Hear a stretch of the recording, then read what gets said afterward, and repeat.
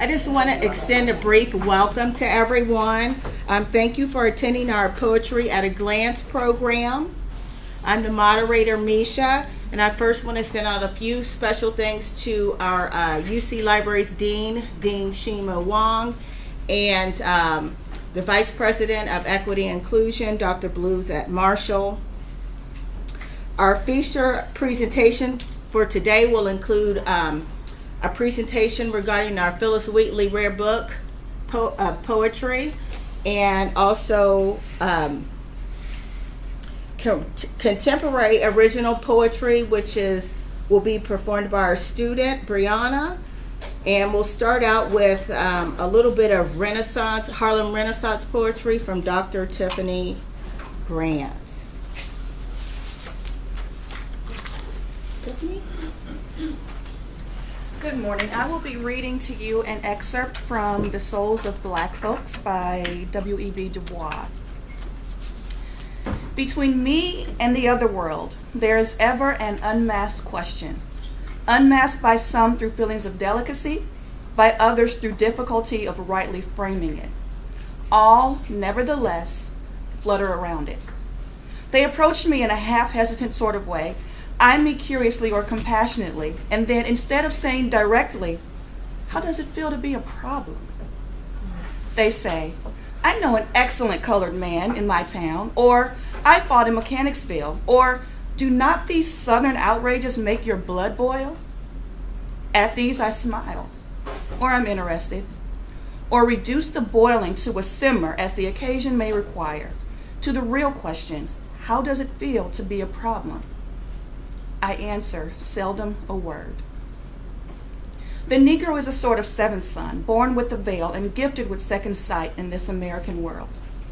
A world which yields him no true self-consciousness, but only lets him see himself through the revelation of the other world. It is a peculiar sensation, this double consciousness, this sense of always looking at oneself through the eyes of others, of measuring one's soul by the tape of a world that looks on in amused contempt and pity. One ever feels this two-ness, an American, a Negro. Two souls, two thoughts, two unreconciled strivings, two warring ideals in one dark body, whose dogged strength alone keeps it from being torn asunder. The history of the American Negro is the history of this strife, this longing to attain self-conscious manhood, to merge his double self into a better and truer self. In this merging, he wishes neither of the older selves to be lost. He does not wish to Africanize America, for America has too much to teach the world and Africa. He wouldn't bleach his Negro blood in a flood of white Americanism, for he knows that Negro blood has a message for the world. He simply wishes to make it possible for a man to be both Negro and American without being cursed and spit at by his fellows, without having the doors of opportunity closed roughly in his face. In his book, The Souls of Black Folks, W.E.B. Du Bois more or less begins the first chapter with this main problem and primary gift of every Black American, the ability to understand two points of view simultaneously. That is, to understand what it means to be both American and Negro at the same time. Duality doesn't just mean having two personalities. What's really the key here is understanding the notion of duality as a second sight, being split between two warring ideals, one American, the other Negro, isn't fun. It means seeing yourself in the way a typical white American might see you. And back then, in his day, not too many white people had the generous perceptions of free Black men and women. This second sight that Du Bois spoke of is also a gift, however. Why, you ask? Because who else can say they know and understand so much and so deeply? Think of it this way. All of that suffering, slavery, bigotry, being hated for the color of your skin amounts to a depth of character that no typical white American can ever understand. And so, we must tell our own story in our own way. And more often than not, it's through word. Thank you.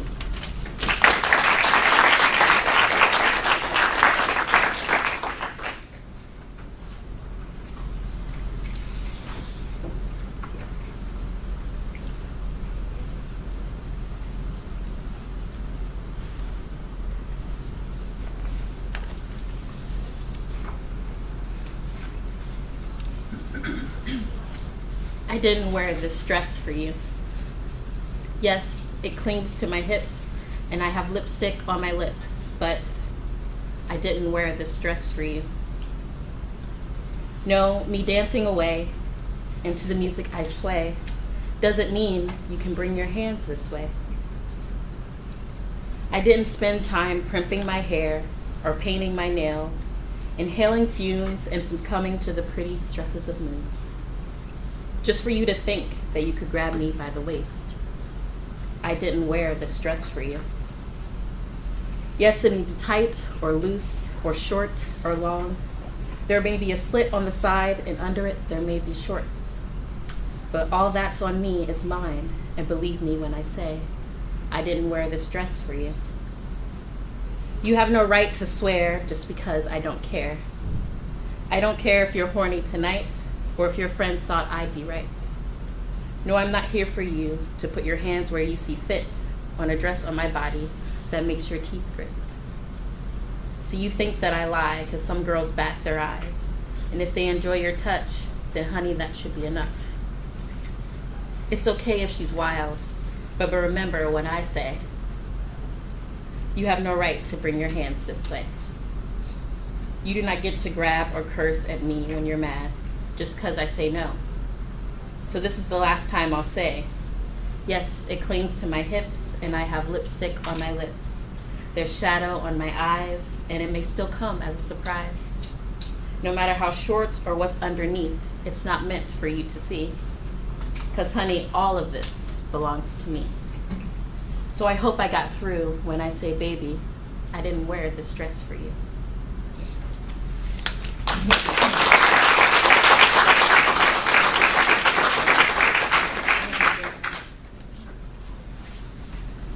Thank you, Tiffany and Brianna, for this poetry recites. Now we'll have just a little bit of an introduction of a short, famous poem that was put together by Phillis Wheatley. And it's called On Being Brought from Africa to America. 'Twas mercy brought me from my pagan land, taught my benighted soul to understand that there's a God and there's a Savior too. Once I redemption neither sought nor knew.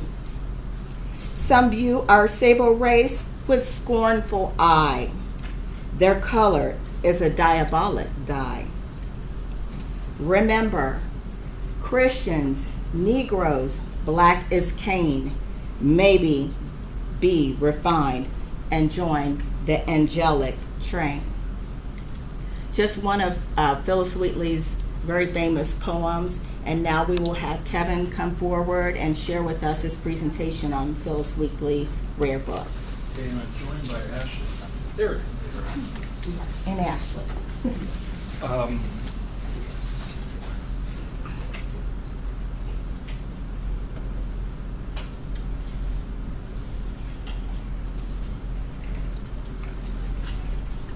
Okay. I'm Kevin Grace. I run the Archives and Rare Books Library at UC. And I've been there a good while, not as long as Dan's been here or Sally's been here, but going on 39 years. But when I first started in the Archives and Rare Books Library, we didn't pay too much attention to this book. And as a matter of fact, Alice Cornell, who was the head at that time, emphasized that we weren't to say much about it because it's a book bound in human skin. Or as you want to be more polite about it, anthropodermic binding. It was a common thing started in 18th century Britain, really, and it was common for an executed criminal after he was hanged or drawn and quartered or whatever the case may have been, is for the attending physician or the warden or somebody like that to take part of the skin and make a souvenir out of it. Typically it was a coin purse or something like that, but occasionally it was a binding. And so we had this book done in human skin, didn't know a whole lot about it except that it had been given to the university in 1958 by Bert Smith, who was a famous bookman and dealer in the United States, and ran acres of books down on Main Street, and then went out to Santa Monica and ran a bookstore there. But he gave a copy to us and a copy to the public library, and Ashley, who works for both institutions, will talk about her research with the books. But basically we let it go, and then a few years ago, the Associated Press ran an article about research libraries and whether they had one of these books. And I used it for several years in my courses I teach on rare books, and always gave it to students and then told them what they were holding. Some of them freaked out a little bit, but if you didn't know it, you wouldn't know it was human skin. It's leather. You know, there's nothing on there that says mother or no regrets or anything like that. So anyway, so after this Associated Press article came out, Brown University primarily was their informant for this, and they have a number of anthropodermic bindings. The Inquirer called around to see if there were any in Cincinnati. The public library was very forthright about it. This was in 2006, I guess. And Vicki Monavon, who was our dean at the time, said, well, it's finally the time we find out whether it really is an anthropodermic binding or not. So I don't know how many of you know that UC has a Tanner's Research Laboratory. It's been around for almost 100 years now. It used to be where McVick and Green is. Now they're out in Winton Hills, and they don't get to see living human beings too much. But we decided to take it out there. And what the research laboratory does is test all kinds of leathers from all kinds of animals. And they primarily do it for industry, whether it's car seats or belts or shoes for the fashion industry. And they test all these. Well, they're experts. They're all chemists. So we took our book out there, and Nick Corey, the director at the time, examined it under his equipment and determined that the corners and the bindings were human skin and the rest of it was untanned sheepskin. And he gave us a nice little report on it and all that, and they were all very excited to see it. So then we let the Inquirer know we have this, and so since then we've been looking at it quite a bit. But it is it was a little controversial because it is human skin, and it was the book of an African American poet, not her skin, as far as anybody could determine. But what was interesting about it is that we had this book by Phillis Wheatley, who by all rights should be considered a major American poet and be given more credit than she has been. Her poetry is not taught in schools. So we wanted to learn more about her and about the poet, but I just want to run through some things here about the book, our particular book, and then turn it over to Ashley, who can tell you about the project she worked with, was it last summer? 2016. 2016, so we're all getting older here. Anyway, this is Bert Smith when he was in service in World War I. But Bert ran this bookstore downtown for decades before he went out to California. And he was really one of the premier bookmen in America in the 20th century. He knew what he was talking about. He gave these copies to us and to the public library. And as I was saying to Ashley earlier, he didn't want them. He wanted to get rid of them. He brought them as part of a larger collection, and he thought they should be in a library and not sold to an individual. So he distributed these. And these are just a few pictures of other human skin bindings. The practice died out about mid-19th century, if you want to call it dying out. Every once in a while you still have something like this going on. There was a report in the late 19th century where this German physician, his beloved wife died. He was tremendously in love with her, and she had written poetry herself, so he took her skin and made a binding of her poetry so he could keep it by his bedside. Some other examples here. And as you can see, some of them are very finely done. But anyway, example of human skin there. That's not a binding, but just to give you an idea of the patterns. When we took the book out to Nick Corey, and this is the only image we have of Phillis Wheatley from her book, and I did bring it with me today. When we took it out to Nick Corey, he needed to compare the hair follicle patterns in different leathers in order to arrive at his conclusions. So as you can see here, he did sheepskin, goat skin, pig skin, and calf skin, all of which are typically used in bindings. And then he did the main binding of the Phillis Wheatley book, looking at it under amplification there, and notice the follicle patterns. This is the spine binding on that, and he got so close up that you look at the bottom photo there, that's a hair that's growing out of the binding. What Nick told us at the time was that because the leather had been tanned and dyed, he couldn't get a DNA analysis. What we really wanted was to see if the public library's copy and our copy were from the same person. And he was unable to determine that. But anyway, this is our copy here. This is a photo that Ashley's department took of the original binding. It fit into a slipcover that was really too tight for it, and we needed better protection, and we needed it clean, and so she was undertaking that. This is it without the slipcase. Another view of Ashley's that she took, and then the book as she examined it. But the interesting thing about it is how important Phillis Wheatley really is. And this is a postage stamp that Senegal did in honor of her. And we have never done that. We've honored so many poets and writers in something as simple as Philately in the United States, but we've never really honored Phillis Wheatley. There is a statue of her in Connecticut, I believe it is, Connecticut or Massachusetts, but nothing's really been done, and she is really someone we need to pay more attention to. So if I may, I'll turn it over to Ashley and let her talk about the actual physical analysis of the book and the project she worked on in 2016. Thanks, Gavin. I'm Ashley Ferguson-Sheezer. I'm the book and paper conservator at the Preservation Lab, and I'm a public library employee and affiliate of UC. We're a collaborative lab shared by both institutions, as Kevin mentioned. And I came into the project in an interesting situation because I was contacted by both Kevin and the special collections selector from the public library, Pat Van Skyke at the time. And they had been contacted by a group of scientists that are part of the Anthropodermic Project.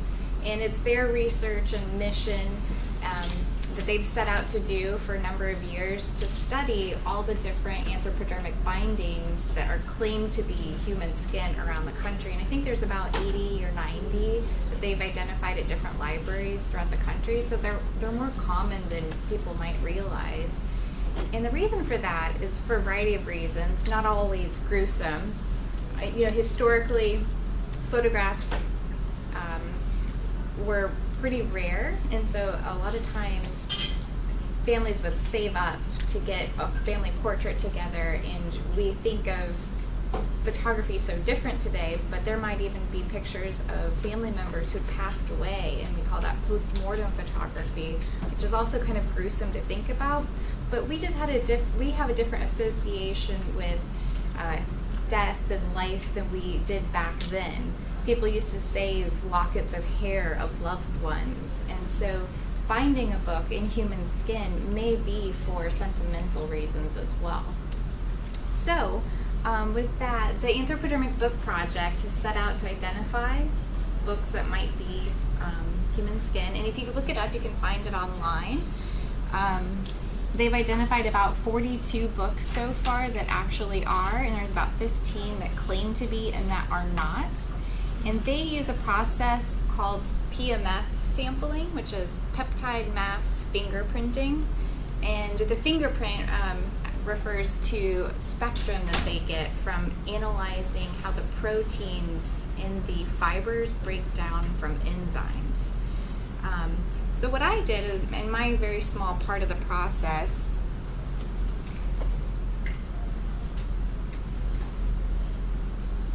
is I worked with Daniel Kirby, who is the scientist, and the selectors, and I took very small, tiny samples from under the microscope, and I identified where the samples came from the bindings, and wrote up a little bit of information to give specifics between the different types of materials in the binding. Since the book is bound in both leather and parchment, I took samples of each for the UC copy, from the corner, from the bottom edge, and also along the spine. And then I did the same for the public library copy. And the public library copy was interesting to note because it is actually bound differently than the UC copy. Let's see if I can find it. Here we go. So the book on the left is University of Cincinnati's copy, and the book on the right is the public library's copy, and it is a full leather binding, whereas the UC copy is a half leather binding.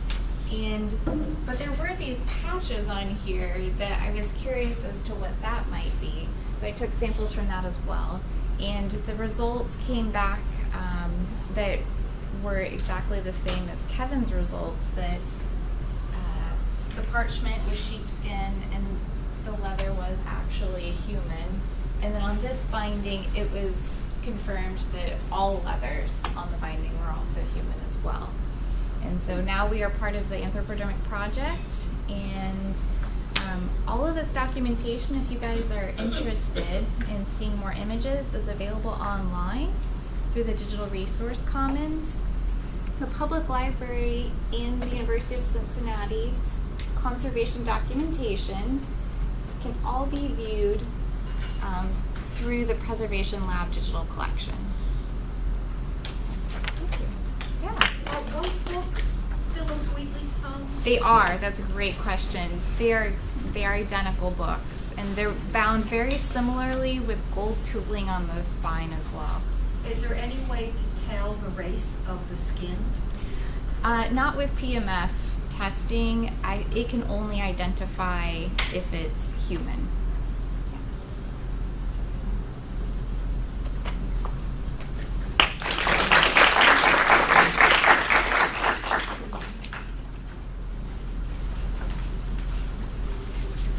Thank you, Kevin and Ashley, for the informative presentation. And we did bring the book. Oh, yeah. Fortunately, Ashley put Mylar around us with lunch and everything. Gloves, so look at it. Yeah, if you guys want to check it out, Kevin brought it. It's in this great enclosure, and I'll just open it so you guys want to come by and see it.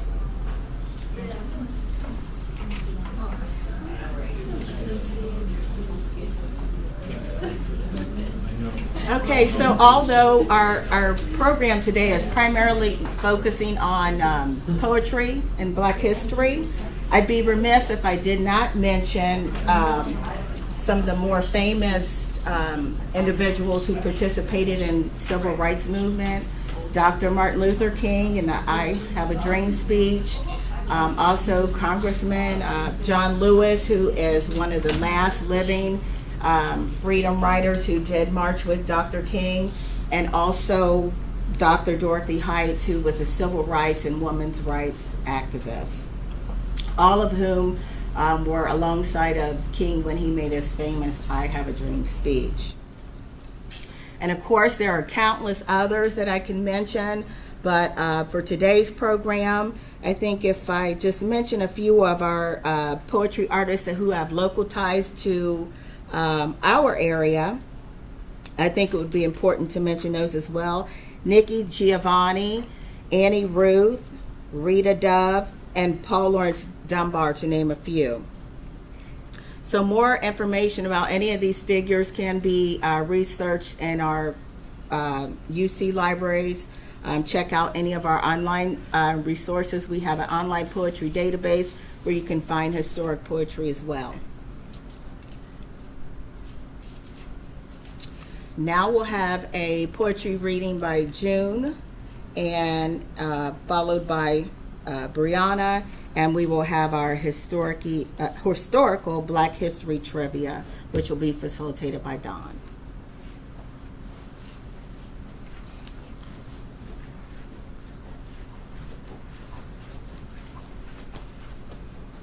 Okay.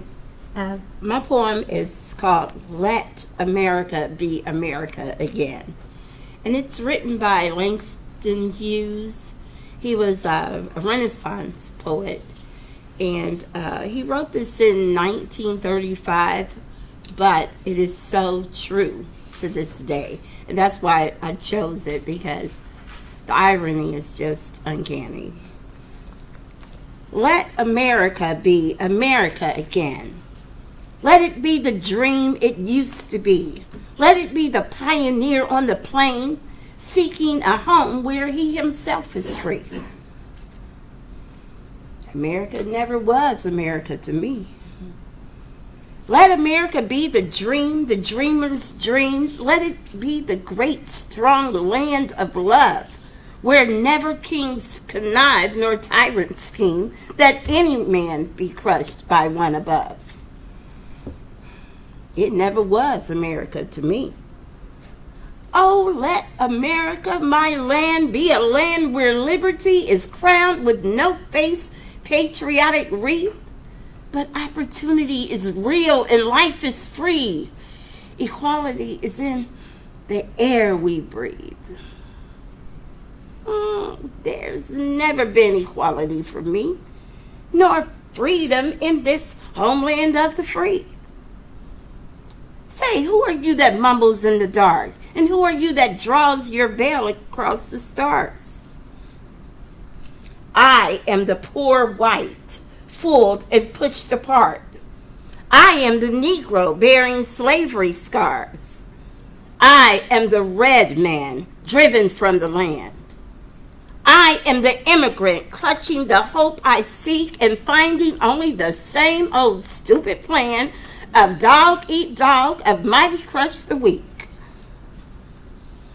I am the young man full of strength and hope, tangled in that ancient endless chain of profit, power, gain, of grab the land, of grab the gold, of grab the ways of satisfying need, of work the men, of take the pay, of owning everything for one's own greed. I am the farmer, bondsman to the soil. I am the worker sold to the machine.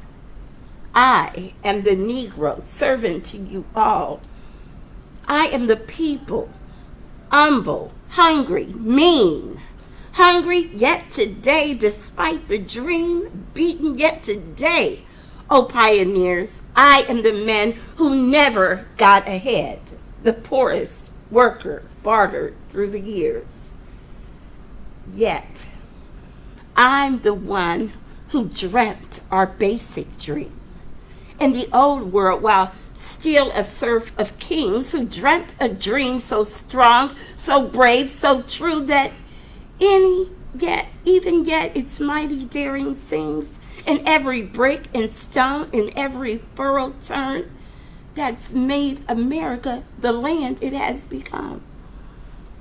Oh, I'm the man who sailed from those early seas in search of what I meant to be my home. For I'm the one who left dark Ireland's shore and Poland's plain and England's grassy lea. And torn from black Africa's strand, I came to build a homeland of the free. The free. Who said the free? Not me. Surely not me.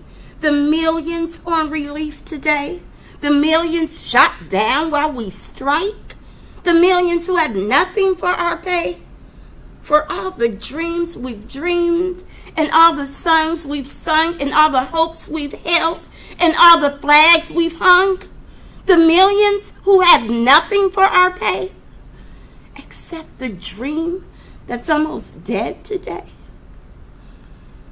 Oh, let America be America again.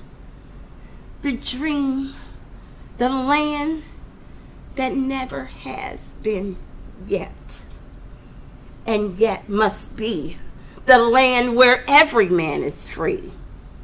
The land that's mine, the poor man's, Indians, Negroes, me, who made America, whose sweat and blood, whose faith and pain, whose hand in the foundry, whose plow in the rain, must bring back our mighty dream again.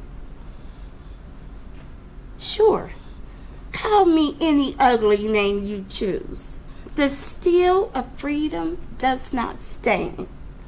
From those who live like leeches on the people's lives, we must take back our land again. America. Oh yes, I say it plain. America never was America to me. And yet I swear this oath, America will be. Out of the wreck and ruin of our gangster death, the rape and rot of graft and stealth and lies, we the people must redeem the land, the mines, the plants, the rivers, the mountains, and the endless plain.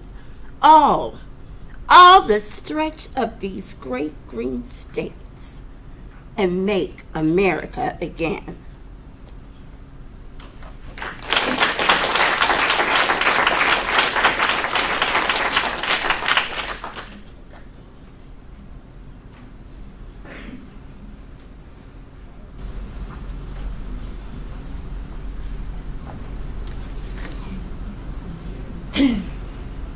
Can you hear me? So concerned with what I do, but never took the time to hear me. And I mean actually hear me. I speak, but I don't feel heard. Never took the time to heal me. And I mean actually heal me. I hurt, but I don't feel safe. The only time I hear from them is when they want something from me. Never want something with me, only things against me. The only time I hear from them is when they have something to say, but not much of anything to say, only things against me. They try to read me like a book, but the words are disfigured. They try to pull me in, but there's nothing keeping me there. There's nothing they can offer me anymore. Sometimes feelings fade, sometimes people fade, oftentimes I fade.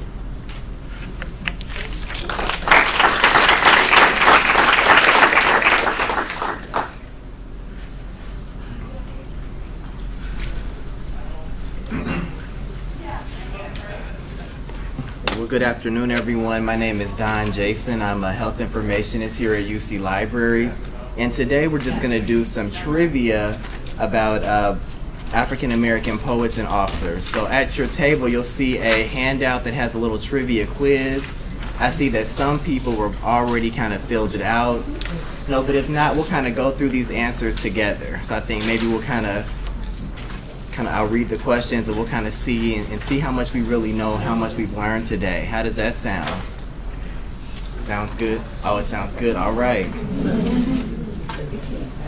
So I'll go ahead with the first question and then just kind of see what everybody thinks the answer is. And this one might be an easy one if you paid attention earlier. So, number one, this woman was a record breaker for her literature and for women writers. She was a slave that learned to read and write from her masters who encouraged her to write poetry. Her work was praised by the British and Americans alike during the American Revolutionary War, and she was the first African American female poet to publish a book in the U.S. So who do we think that is, everyone? Phillis Wheatley. Exactly, perfect. And so the second question is, this man was the first African American to earn a doctorate degree from Harvard. Which of these is the author who was famous for his collection of essays titled The Souls of Black Folk? Excellent. So this woman is well known for her autobiographies and her poetry. She wrote I Know Why the Caged Birds Sing, which was the story of her life that brought her international attention. What is the pen name of Marguerite Ann Johnson? Perfect. Wow, I should have got some harder questions. This woman was a playwright that wrote many notable plays that made it to Broadway. Her most well-known work was her first play based on experience from her own life, which was the play written by Lorraine Hatsbury that described an African-American family in Chicago trying to move to a white neighborhood. Perfect. This woman was a folklorist who wrote over 50 literary works, including short stories, essays, and plays. Which novel did Zora Neale Hurston write that told the tale of a character named Janie who falls in love with a man nicknamed TK? Perfect. Oh my goodness, everybody is so well read. I really wanted to, pick these questions. All of these texts are in our collection, so I would encourage you to check them out. Some are on the display out front. So Ralph Ellison was a writer and publisher during World War II. He became well known for his writings on the topic of communism and black nationalism. What was Ralph Ellison's novel that told the story of an unnamed black man who could not be seen because people chose not to see him? Perfect. Alice Walker won a Pulitzer Prize for her fiction work. Which was the name of the novel Alice Walker wrote, which follows the life of a black woman named Celie who was abused by her father and husband? Nice. This one might be challenging for some people. This poet, college professor, and debate coach inspired the Denzel Washington film The Great Debaters. Okay, so now I found one that so it's actually a C, Melvin Tolson. So that's it. So you may have seen the movie, but that kind of gives you a refresher there. Alex Haley is most famous for authoring Roots, but what important literary work did he edit? Perfect, yes. In 1988, Black American author Toni Morrison was awarded the Pulitzer Prize for a novel that told the story of Margaret Gardner, a slave that escaped bondage in Kentucky by fleeing to Ohio. What was the name of the novel? Beloved, all right. And then our bonus question, we have one final question here. This poet and author wrote books titled Chasing Utopia, Black Feelings, Black Talk, Black Judgment, and A Good Cry. She emerged from the Black arts movement of the 1960s and 1970s and became a professor of English. She grew up in Lincoln Heights, a city near Cincinnati, Ohio. Name that poet. Perfect. And since you all were such good sports and gave great answers, we have some prizes up here. So you can take whatever you like. We have some bookmarks. We have some activity books in here as well. Feel free to have some of these.